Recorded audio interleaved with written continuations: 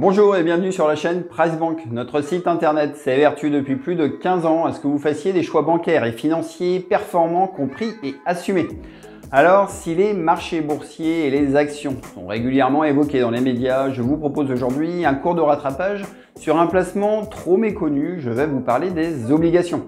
Alors on va le voir, il est judicieux d'en comprendre le principe et tout le fonctionnement pour trois raisons. Déjà parce que le marché obligataire est essentiel au financement de l'économie et ce marché est fortement bousculé depuis plusieurs mois du fait de la hausse continue et vertigineuse des taux. Ces obligations ont joué d'ailleurs un rôle important dans la faillite de la Silicon Valley Bank en mars 2023. Ensuite, en tant qu'épargnant averti, vous devez cerner toutes les problématiques mais aussi les opportunités à souscrire ou non à une obligation. Enfin, il est fort possible que vous en déteniez déjà au sein de votre compte titre ou votre assurance vie et ce sera ainsi l'occasion d'évoquer avec vous la loi Sapin votée en 2016 qui pourrait avoir des conséquences importantes sur votre épargne dans les prochains mois. Alors du coup, voici le sommaire du jour. Je précise que ce contenu n'est en aucun cas un conseil en investissement et j'ai vraiment voulu cette vidéo la plus simple, complète et éducative possible. Je vous invite vraiment à la suivre jusqu'au bout, bien entendu. Si vous avez des interrogations, mettez-moi tout ça en commentaire.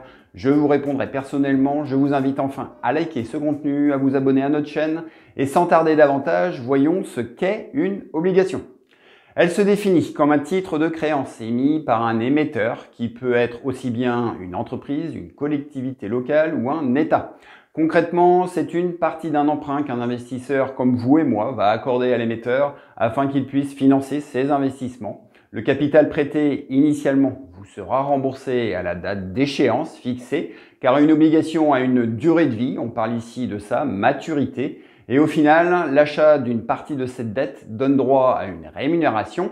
On parle ici du coupon qui est déterminé selon un taux d'intérêt qui peut être fixe, variable, révisable ou encore indexé sur l'inflation ou sur un indice. Ces intérêts sont le plus souvent versés tous les trimestres ou tous les ans, même si on trouve également des obligations dites zéro coupon, avec donc des intérêts versés qu'au terme du contrat.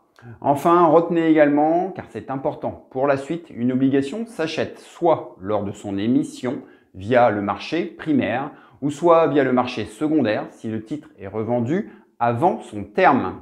Alors pour imager tout cela, prenons un exemple avec Martin. Il y a 3 ans, Martin a investi 1 000 € dans une obligation de l'État français à 1% sur une durée de 5 ans. Soit un coupon d'intérêt de 10 € versé chaque année et du coup, Martin récupérera à l'échéance des 5 ans 1050 €, comprenant ces 1000 € versés initialement et ces 50 € d'intérêt accumulés durant ces 5 ans. Notez que dans les jours qui suivent la souscription, Martin a reçu le relevé de son portefeuille avec la valeur d'achat de son obligation et sa valorisation à un instant T. Bref, à ce stade, rien de très compliqué, mais reste ensuite deux cas de figure qui peuvent compromettre cette belle mécanique et qui sont bien trop souvent passés sous silence. Car effectivement, si à l'échéance, l'obligation est remboursée, permettant de récupérer votre mise de départ, sauf dans le cas de la faillite de l'émetteur, eh bien, en cours de vie de ce placement, il faut être plus attentif car le risque de réaliser une moins-value est réel. Dans ce cas précis, les obligations peuvent s'échanger avec d'un côté des acheteurs, de l'autre des vendeurs. Le détenteur d'un de ces titres peut donc décider de vendre, soit dans l'espoir de réaliser une plus-value, soit parce qu'il est contraint de céder son obligation s'il a par exemple un besoin urgent de liquidité. En cours de route, le prix du titre peut varier selon deux facteurs majeurs. Le premier, c'est le risque de crédit ou de défaut. En clair, sera évaluée ici la défaillance potentielle de l'émetteur, qu'il s'agisse aussi bien d'un État ou d'une entreprise. En clair, quelle est la confiance qu'accordent les investisseurs envers l'émetteur du titre.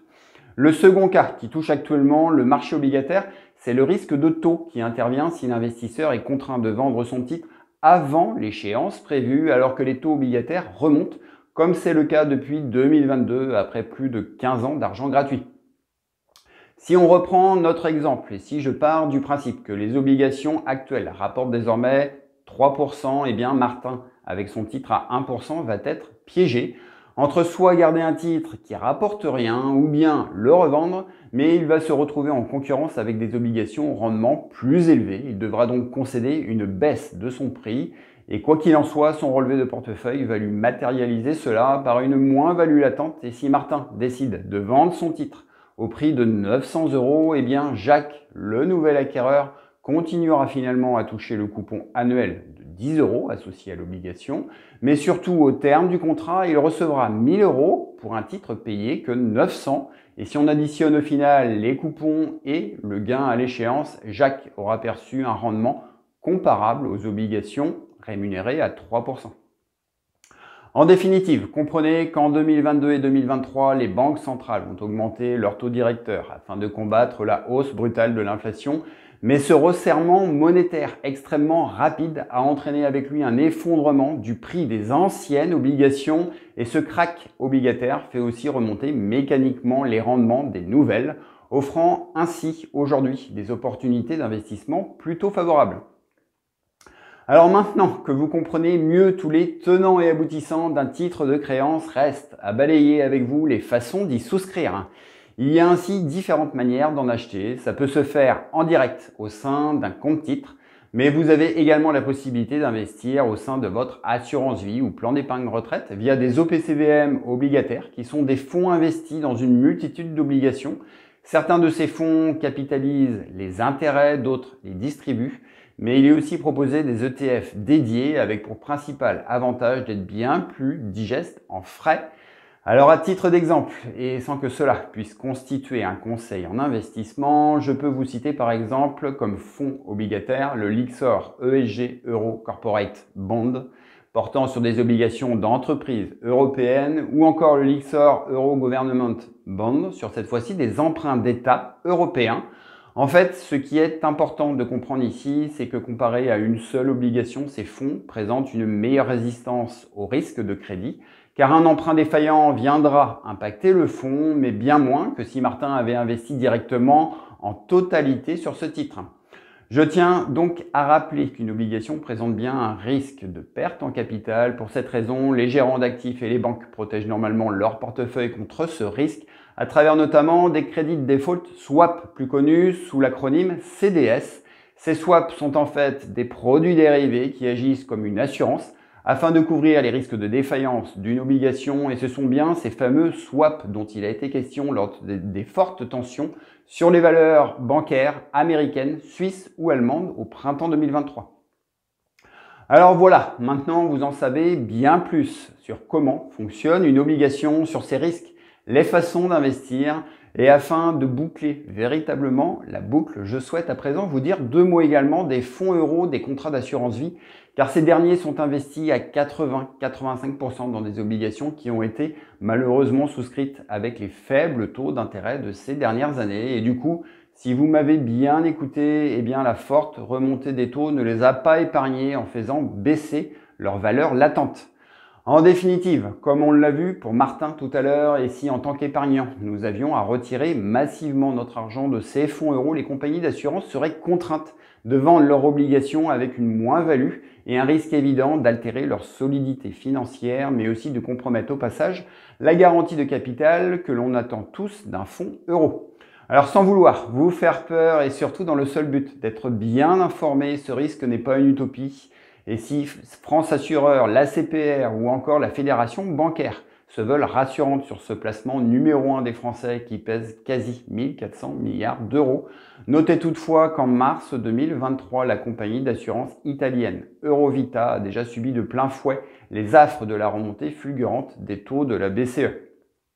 De tout cela, retenez que pour empêcher un bank run généralisé, comprenez par là un véritable scénario catastrophe et limiter ainsi une décollecte massive et incontrôlable sur l'assurance vie, une loi en vigueur depuis 2016 pourrait être appliquée. Cette loi, c'est la loi Sapin 2 qui, via l'article 49, peut diminuer les taux servis sur les fonds euros, mais surtout bloquer ou limiter vos rachats de fonds euros sur assurance vie afin d'éviter des sorties de capitaux trop importantes.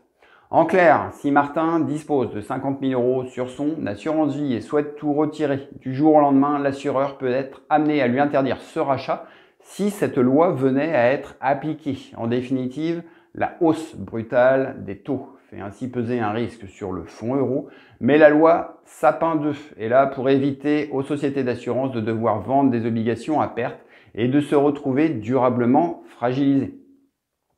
Alors voici toute la logique et toutes les infos que je souhaitais partager avec vous sur le fonctionnement de ce placement et tout ce qui gravite autour. Et en synthèse, disons qu'en offrant un revenu périodique connu à l'avance, les obligations peuvent être intéressantes car elles sont moins volatiles que les actions et même si elles n'offrent pas non plus la même performance, elles permettent une belle diversification complémentaire pour votre patrimoine, d'autant que les obligations s'apprécient davantage quand le prix des actions baisse et vice-versa, permettant à votre portefeuille financier de normalement mieux traverser les crises.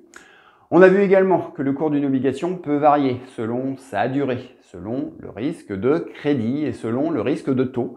Et on se rend bien compte que les politiques monétaires des banques centrales influent beaucoup sur la performance des actifs obligataires, avec des conséquences qui peuvent compromettre le fonctionnement de nos établissements bancaires et compagnies d'assurance.